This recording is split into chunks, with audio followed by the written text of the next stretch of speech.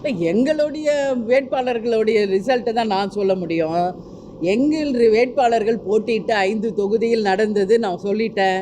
மற்ற எல்லாம் மிகப்பெரிய வாக்கு வித்தியாசத்தில் தோல்விட்டுறதுன்னா நான் அதை பற்றி பேசல, நான் ஏற்றுக்கிறேன். பட் விஜய பிரபாகர் விஷயத்தில் கடைசி நிமிடம் வரைக்கும் அது இழுத்து சூழ்ச்சி செய்து கவுண்டிங்கை நிப்பாட்டி எல்லா பிரச்சனையும் உண்டாக்கி அது விஷமத்தனமத்தோட வீழ்ச்சி அடைய செய்திருக்கிறார்கள் என்பதுதான் எங்கள் கருத்து.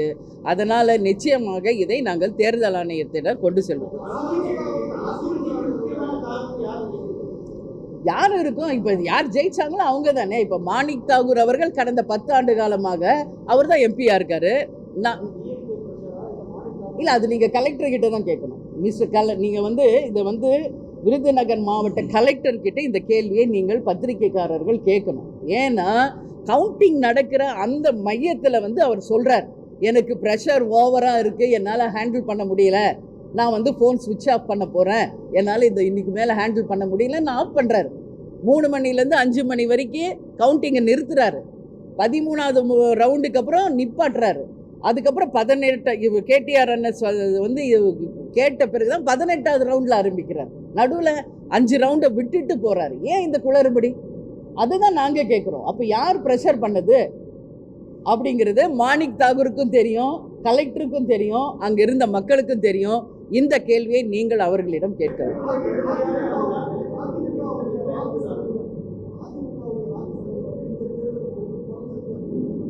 இல்லையே, போன வாட்டி விட இந்த வாட்டி கூடி இருக்கிறது.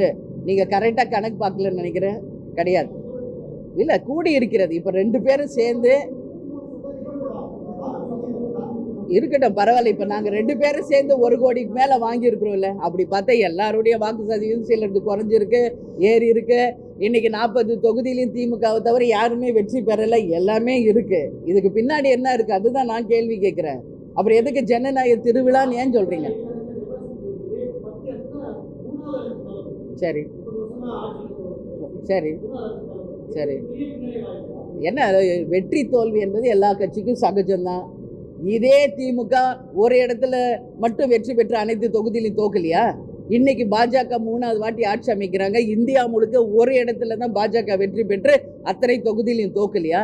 இதே அம்மா ஜெயலலிதா இருந்தப்போ 38 தொகுதி ஜெயிச்சாங்க. திமுக எல்லாமே தோக்கலையா? அதுக்கு பிறகு அதிமுகக்கு அப்புறம் திமுக வந்தாங்க, அவங்க 38 ஜெயிச்சாங்க, மீதி 2 இடம் அதிமுக ஜெயிச்சது.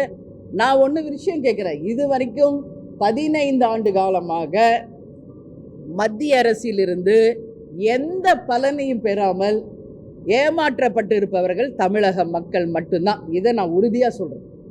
ஏற்கனவே 10 வருஷத்தை இழந்துட்டோம். இப்போ மீண்டும் இன்னொரு 5 வருஷத்தை தமிழ்நாடும் தமிழக மக்களும் தான் இழந்துக்கிட்டு இருக்காங்க. மக்களே உங்கள்கிட்ட கேட்டுக்கிறேன், நமக்கு சென்ட்ரல் கவர்மெண்ட்டில் யார் ஆட்சியில் இருக்காங்களோ அவங்களுடைய தயவு இருந்தால் மட்டும்தான் தமிழ்நாட்டில் பல திட்டங்களை நாம் கொண்டு வர முடியும்.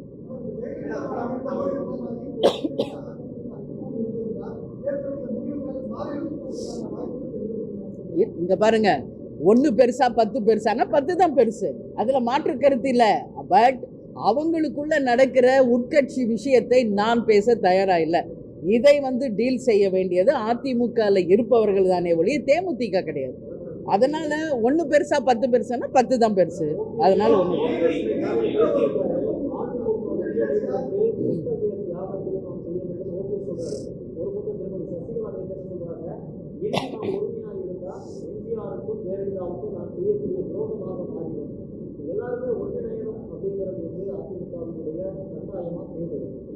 நான் என்ன சொல்றேன், ஒற்றுமையா இருந்தா வெற்றி உறுதியாக, மாற்று கருத்து இல்லை.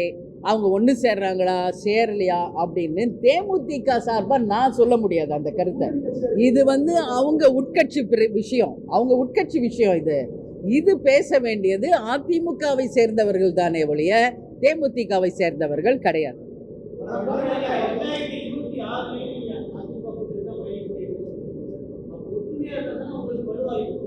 சார், இப்போ எங்களை பொறுத்த வரைக்கும் இந்த கூட்டணியில் தான் இருக்கும், இது தொடரும் என்று நான் பிரச்சாரத்திலேருந்து சொல்லிக்கிட்டு இருக்கேன். இப்பயும் அதை தான் சொல்கிறேன்.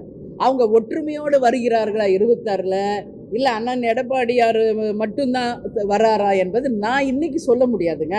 இது அவங்க தாங்க டிசைட் பண்ணோம். அவங்க கட்சி விஷயம், அவங்க எல்லாரும் கூடி பேசி ஒன்றா ஆனாங்கன்னா அது வரவேற்கிறேன், நான் இல்லைன்னு சொல்லலையே. பட் வராங்களா இல்லையான்றதை நாங்கள் எப்படி சொல்ல முடியும்? அதை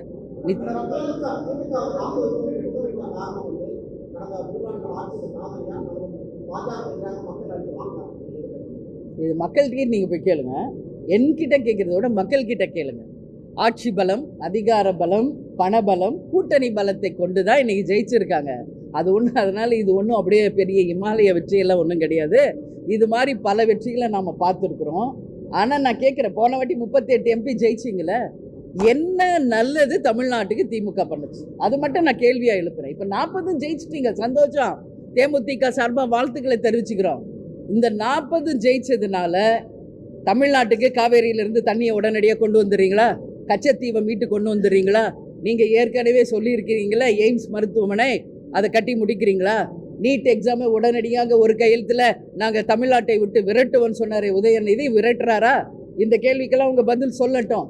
அப்போ தான் இது உண்மையில் வெற்றியா தோல்வியா என்பதை நான் பதில் சொல்ல முடியும்.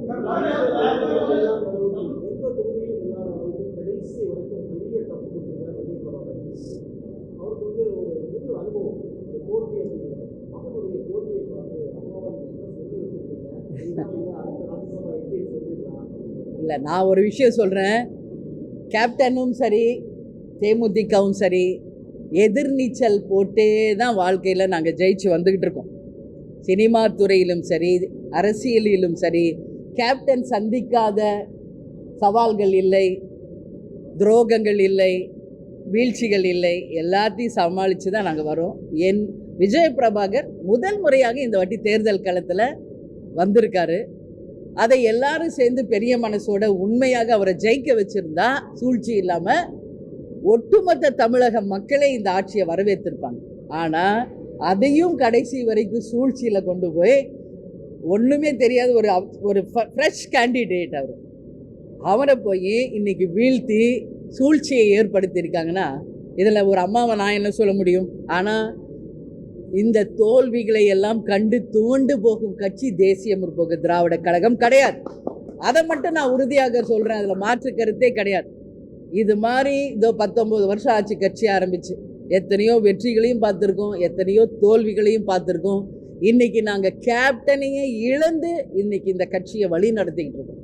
அதனால் எங்களுடைய மாவட்ட கழக செயலாளர்கள், எங்களுடைய நிர்வாகிகள், எங்கள் உண்மை தொண்டர்களுடைய உறுதுணையோடு மீண்டும் தேமுதிகவை நாங்கள் வெற்றி நடை செய்வோம் என்பதை மட்டும் இந்த நேரத்தில் உறுதியாக சொல்லுவோம்.